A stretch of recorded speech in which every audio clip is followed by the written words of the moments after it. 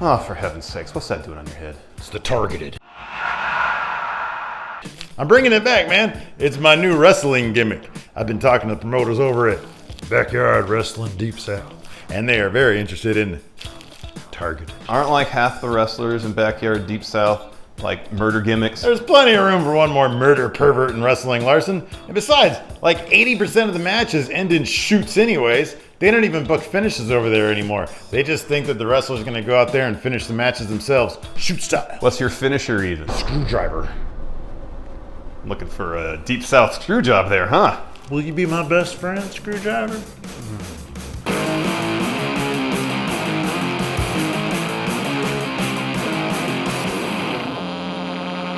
Hey friendo, Steve here. And Larson. Let's face it, professional wrestling is a weird thing.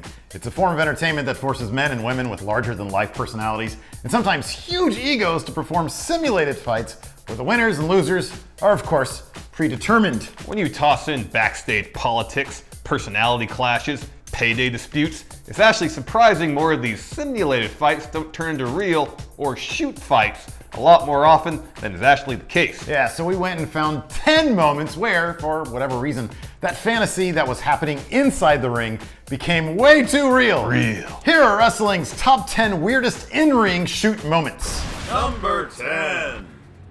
Stevie Ray's gun! One of the best and most underrated storytellers in wrestling today is Stevie Ray. Oh yeah. The former member of Harlem Heat and WWE Hall of Famer has a million wonderful fly on the wall of WCW stories he tells for title match wrestling on YouTube. It's well worth a watch. Stevie is brutally honest and tells some stories about moments that seem innocuous enough when you watch them go down on video, but that feature a more compelling backstory. Yeah, for example, there was the time Stevie Ray almost shot fucking Vader with a gun over a brief miscommunication in the ring. That's right, one of Stevie Ray's stories involved the WCW Battle Bowl pay-per-view from November of 1993. The basic concept of the pay-per-view was convoluted as shit. But who cares about that? Let's get to the gun bit. So the way Stevie Ray tells the story, midway through the match, Vader knocked out Stevie's impromptu Battle Bowl partner, Charlie Norris. Charlie, huh? Long story short, Stevie Ray then goes to drop Vader, which he does, but he's already pissed, so after the match he goes to his car and gets his gun. Luckily for Vader, and Stevie Ray for that matter, Vader was super apologetic and quashed any beef, not knowing that Stevie had a gun wrapped in a towel behind his back. From that point on, Stevie Ray explains, they were cool and became friends. It's a kind of similar situation to how you and I first became friends back in 1995, Larson.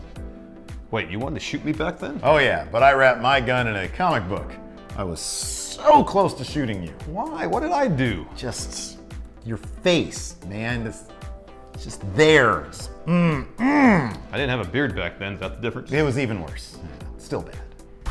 Number 9. APA teaches a public lesson. Here's some career advice for any of you friendos out there. If you're new at a particular job, if you're asked to do something within the purview of your job description, then maybe just do it. You know who did the opposite of that? Public Enemy, who came to the WWE in 1999, who just a week or two after their first match with the company were scheduled for a Sunday night heat match against noted tough guys APA. Yeah, there was a table spot planned for the match, but according to JBL at the last second, they told the APA they didn't want to do that table spot.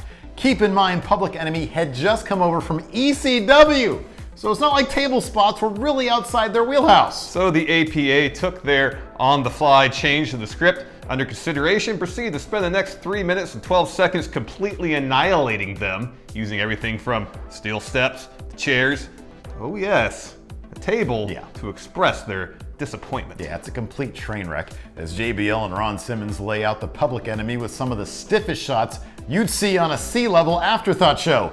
It's so bad, in fact, the WWE had to disable the comments on the YouTube upload of this match and still froze the moment JBL connected his chair with Rocco Rock's head. This isn't a still frame that we're showing you, this is actual footage that is rolling of this moment. Yeah, and the Public Enemy, they were gone from WWE like 2 months later. Yeah, that is not surprising. They probably went to WCW. Probably, they would take anybody. Number 8. Sexy Star shoots. The Lucha Libre phenomenon known as Triple Mania is literally our favorite wrestling event of the year. AAA Lucha is the promotion where seemingly anything goes, and they never fail to create buzzworthy moments, either intentionally or usually otherwise. I need my music right now. It's everything that can be great about wrestling rolled into one. Insane characters, death-defying spot wrestling, and apropos to this list, it's a place where wrestlers habitually go off script. During the Reina de Reinas championship match at Triple Mania 25, popular wrestler Sexy Star was defending her title against Rosemary, Lady Shani, and Ayako Hamada. Somewhere along the way, Sexy Star apparently felt that Lady Shani was out to legitimately get her, and so she tried to break Rosemary's arm. Rosemary, who had nothing to do with whatever disagreement was going on in Espanol between Sexy Star and Lady Shani, allowed herself to put an armbar, which Sexy Star then took advantage of and legit injured Rosemary. Yeah, she was DQ'd and stripped of the title, and the pro wrestling world rained down some harsh words for Sexy Star. Anyway, she never really did explain what the hell happened during the match or why she tried to break Rosemary's arm, and she pivoted to a career in boxing and MMA, having signed with Combate Americas this year. Perhaps that's what she should have been doing in the first place, because in MMA, you're supposed to hurt your opponent. In pro wrestling, you're supposed to make it look like you're hurting your opponent. She was being no bueno. No bueno. No That is bueno. correct. No bueno. Muy malo. That means very bad. See. Number 7. Antonio shoots on Antonio! Aside from them sharing part of a name, you won't find two different individuals in Antonio Inoki and the Great Antonio. Inoki is immaculate, godlike in appearance, intellect, and physical prowess. Great Antonio is basically the opposite. Slavic, brutish, boisterous. Both men were larger-than-life characters in professional wrestling, so when the Great Antonio came to New Japan Pro Wrestling, a showdown between the two was inevitable. What wasn't so predictable, however, was how infamous their match would become due to Great Antonio's buffoonish behavior and subsequent annihilation at the hands of Inoki. It starts out with Inoki coming hot out the gate as Antonio lumbers about, awkwardly raising his hands in the air as if he forgot how to use his arms and legs in tandem. Inoki kind of immediately realizes things aren't right, because soon after he allows Antonio to put him in a headlock, but Antonio does it from the wrong side. In essence, Antonio has seemingly forgotten how to pro wrestle. Then comes the no-sell. Inoki fires off a drop kick, punches, goes for some takedowns, and Antonio shrugs it all off. It's awkward to say the least. Finally, Antonio bends Inoki over and shoots some nasty, stiff clubbing blows to Inoki's back, and after 3 of those, Inoki just loses his shit and fucking destroys Antonio. Yeah, he starts slapping the crap out of Antonio's head, then he easily takes him down for reals and uses Antonio's head as a soccer ball. Just starts kicking the shit out of it until the dude is concussed. In short, he makes Antonio look like an asshole for his display of unprofessionalism. It's pretty hilarious, if only because Antonio is so obnoxious from the start. Not surprisingly, the Great Antonio didn't wrestle again after this. Not in New Japan, not for the Taco Festival, nowhere. Taco Festival wrestling shows are the best, man, because you get tacos and wrestling. It's the best of everything. Like, can I have 8 tacos and an 8-man battle royal? Yes, you can. Number 6. Old-timey screw job. Here we go, time to talk about the Montreal screw job. Ha! Joke's on you, because we're going to talk about the one in 1931 where, wait, what happened to this? What? Oh, you get Ed the Strangler Lewis, who was no stranger to weird shoot finishes himself, taking on Henri de Glane in Montreal in 1931. Like most title bouts during the time, it was a 2 out of 3 falls affair, with Lewis set to win the bout 2-1. However, de Glane decided he wanted to sink his teeth in becoming a champ and found a creative way to get the title off Lewis and onto himself. I remember this. With the bout tied 1-1, the wrestlers adjourned to their locker rooms where de Glane proceeded to bite himself near the armpit. After the 3rd and final fall began, de Glane raised his arm and yelled, "He bit me!" and showed off a gnarly, bloody bite mark. Ouch. Ow, Lewis, knowing full well that he hadn't enjoyed a mid-match snack of underarm meat, proclaimed his innocence and demanded a photographer be brought to the ring in an effort to prove that the bite mark on de Glane wasn't made by his chompers. The ref apparently wasn't keen on modern forensics, DQ'd Lewis and gave the 3rd and decisive fall to de Glane. I don't blame Ed Lewis for taking a bite, man. Those matches were like 5 goddamn hours long. I'd get hungry too. He didn't bite the guy, though. Sure he did. The ref said he did. He wanted a ham sandwich. Terrible. How does one bite themselves in their own armpit? How do you do that? It's tough. That's what I find confusing about it. Ow! That hurt. That was just a nibble. Number 5. One night Steph. The first two ECW one-night stands under the WWE banner were amazing events for a variety of reasons. The WWE really did allow the legacy of ECW to be celebrated the way ECW should be celebrated. They let ECW fans, stars, and Paul Heyman roast the shit out of the polished WWE product and successfully emulated the passionate, intimate ECW feel. The matches were good, and we had an all-time moment in 2006 when John Cena encountered the ECW crowd, and well, it didn't go great for him. But one incident that marred the first one-night stand in 2005 involved the Blue Meanie and JBL. Prior to the event, Meanie had been asked in an interview about his run in WWE, and he mentioned the worst-kept secret in wrestling, that JBL was pretty much a bullying dick backstage. Fast forward to the ECW versus WWE melee at the end of One Night Stand, and JBL throws some solid punches at the Meanie, busting him open. JBL didn't get off with a slap on the wrist, though. Not long after this, he faced off against Blue Meanie on SmackDown, and BWO stablemate Stevie Richards interfered with maybe the stiffest, nastiest chair shot you'll ever witness, and blood immediately came pouring down JBL's head. Years later, though, Meanie and JBL patched things up. The picture of the two is a heartwarming one, but we'll be damned it didn't take multiple liters of blood to get there. Yeah, JBL is one of the most confounding figures in pro wrestling, Larson. On one hand, he's been known to be a terrible hazer and bully. On the other, he builds houses and climbs literal mountains for kids' charities in Bermuda. He'll shoot on the Blue Meanie. Then he's one of the best interviewers we've ever seen in wrestling with his old Legends with JBL series. People are complex, man. Speak for yourself, man. I like two things: burgers, football, and smashing. That's three. Yeah, I like all two of them. Number 4. Tank Abbott pulls a knife.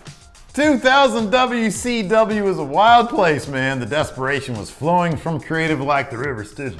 The world title changed hands 25 times that year and featured reigns by Vince Russo and actor David Arquette.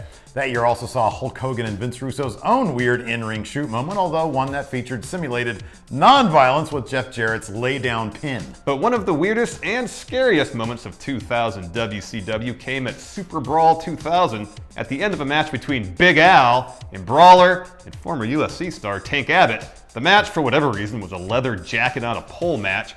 Why was there a leather jacket on a pole? Because 2000 WCW, that's why, Larson.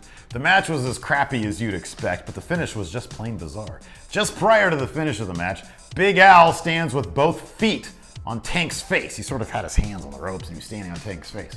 And we're just speculating here, but it's probably where Tank decided to cut this guy's throat, because Al stands on Tank's face for way too long and Tank shoves him off once it becomes too much. It's kind of awkward. From that point, we see a decidedly different Tank Abbott. And when we say different, we mean very violent. Yeah, Tank throws what looks like really stiff shots at Big Al, then carries him on his back up to the top rope, where he just dumps him down to the floor. Al lands awkwardly. Tank comes down and lands one shot to Al's chest, then proceeds to climb back up the pole and grab the jacket, thereby winning the match. Then he produces a switchblade. He climbs down, kicks away the attending physician, and puts the knife to the throat of Big Al, and not like in a fake movie way. Yeah. This was like, I know where your jugular is type way. Then Tank yells at Al, I can fucking kill you right now. Yeah, the camera pulls back as Shivani and the other WCW commentators try to cover for the impending gimmick match turned snuff film, saying the knife is a pair of scissors and Tank is going to cut Al's hair, which is supposed to be funny because he's bald, but it's also not funny because thousands of fans are about to see a live murder take place. Now there's a very good chance this was all a work, given that this was 2000 WCW and no one awkwardly blurred the lines between work and shoot. More than 2000 WCW. Tank was with the company for about another 6 months, and it's not like he was fired for almost decapitating a guy on live pay-per-view. You would think that would do it, but I don't know. Anyways, in our hearts, we'd like to think this was a real murder narrowly avoided live on TV because it's funnier that way. But it's only funny because nobody actually got killed. That would have been not funny. Number 3. Tough Enough gets real. One thing it takes to be a successful pro wrestler, Larson, is nerve. It takes huge proverbial balls to go out there and simulate fighting in front of crowds big and small, which is probably why we've never actually tried to. Plus my neck hurts all the time. That's I got a true. bad neck. Bad neck, yeah. Takes a special kind of nerve though, or stupidity to go off script while you're basically in the middle of a live audition for the biggest wrestling company in the world against one of the biggest names on the planet. Such is the case with Daniel Pooter, a contestant on WWE's Tough Enough reality show. So back in 2004, Kurt Angle challenged the Tough Enough kids to like a wrestling contest. He legit broke Chris Nowitzki's ribs during this display before Daniel Pooter stepped up and almost ripped off Kurt Angle's arm. That's right. Now obviously there was a script in place for this debacle, and that script did not actually include Kurt Angle being made to look like an asshole. But Daniel Pooter didn't really care, and he proceeded to shoot on Kurt and locked in a Kimura. The ref quickly realized what was going on and counted a phantom 3 on Pooter, even though his shoulders clearly were not on the mat. They both sprang up, and Kurt gave Pooter the most legit dressing down you'd ever see, and it's not hard to read his lips and see the words, "Are you fucking stupid?" multiple times. Pooter doesn't really get cry-faced though, instead he just struts down the steps with a dumb jock grin on his face, blissfully unaware that he just ended his own WWE career. Yeah, after a few more appearances for the Tough Enough thing, WWE basically asked if he wanted to be released or go to developmental. Pooter accepted the release and tried to capitalize on his moment of infamy by sporting "I Hurt Kurt" shirts. But despite short stints in Ring of Honor and New Japan, his time as pro wrestler was short-lived and wasn't nearly as successful as his subsequent MMA career. Pooter is now an entrepreneur. He owns his own gym, some non-profit companies, so all in all, he seems to have done pretty well for himself, regardless of one bad shoot decision in the WWE. Hell, I've made plenty of bad shoot decisions in my life, and look at me. Is that an endorsement of making bad life decisions, though? Number 2. Lex Luger gets bruised! Early in 1987, Lex Luger is ready to catapult his still nascent career to the next level when he signed a lucrative contract with WCW precursor Jim Crockett Promotions. The move was huge as Luger had only been in pro wrestling for just like over a year, and his last match in championship wrestling from Florida was to be a steel cage match against the legendary Bruiser Brody, a veteran of the business and known legit tough guy. Yeah, and for whatever reason, depending on which interview you read or watch or what message board you frequent, the reason would vary. Brody elected not to comply with the norms of pro wrestling match that night. Early into the match, Brody just stopped selling anything Luger threw at him, and then he started picking Luger apart, taking him down, roughing him up, generally making him look like an asshole. Asshole! Confused, Luger tried to get help from referee Bill Alfonso, and the two eventually devised a DQ finish on the fly that allowed the match to mercifully end as Luger bolted over the top of the cage. According to rumor, Lex didn't stop in the back either. He just grabbed his stuff real quick, headed for the exit, and didn't look back. No one is really sure if Brody shot on Lex because he felt Lex was full of himself, or as Brody claimed, he was mad at the promoter over pay. But whatever the reason, we're all lucky that some prescient fan caught the entire thing on videotape decades before everyone had HD cameras on their phones and everyone filmed everything. You can literally freeze frame this grainy shit and see the moment Lex realized he was part of an in-ring shoot moment gone wrong. Right there. No, wait, is that it? God, I can't see shit on this video. Number 1! The most dangerous game! In the name of historical context, imagine, if you will, a scenario where a professional wrestling mega match is staged at WrestleMania between Seth Rollins and, let's say, Conor McGregor, the biggest name in WWE and the biggest name in UFC. Now imagine that Seth Rollins, moments into the match, decides to shoot on Conor, knocks him out legitimately, and Conor retaliates by having Seth murdered in a nightclub. Yeah, that's kind of the equivalent to what happened in 1954 when legendary shoot fighter Masahiko Kimura, yes, the guy who invented the Kimura lock, was invited into a pro wrestling program with the legendary pro wrestler Ricky Dozen.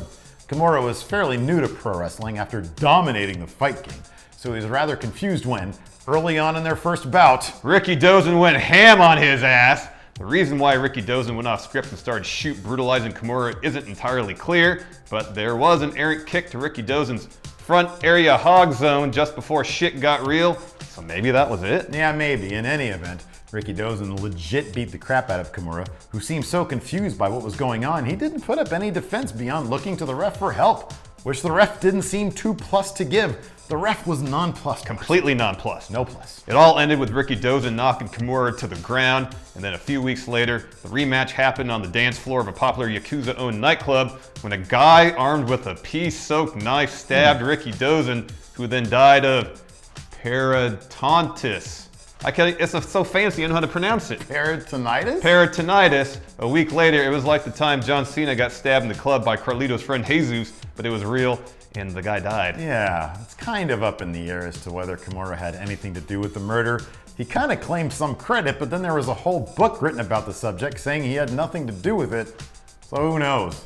Wrestling is weird. And the fact that maybe the most popular wrestler maybe ever got stabbed and died to a weird shoot moment in the ring is proof of just how weird it is. So those are the top 10 weirdest in-ring shoot moments we could think of. Let us know which ones we missed in the comments below. Hit that like button, hit that subscribe button, tell your friends. Until next time, we'll talk to you later. Bye.